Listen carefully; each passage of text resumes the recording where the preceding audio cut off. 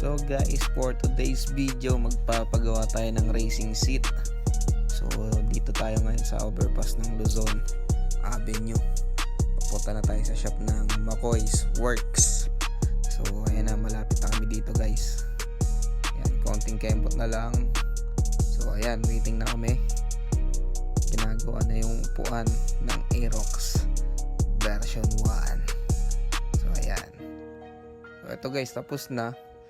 Ganun lang. Tapos tinutulong ako na si Boss McCoy na maglagay.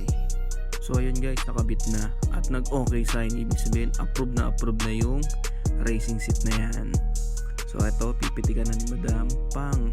Isa pa, pang! Pang! So ito, pauwi na kami guys. Dito kami ngayon sa Commonwealth. Papunta ng Quezon City Circle. Ayan, iikot lang kami. Tapos kakain muna kami ng KFC. Ayan, sarap po. Tapos parang dinaanan lang ng hangin. Ayan na itsura guys, oh. At yun lamang guys. Salamat sa panonood guys. Salamat sa pagsama. Ito nga pala si Sur. What's up, Sur?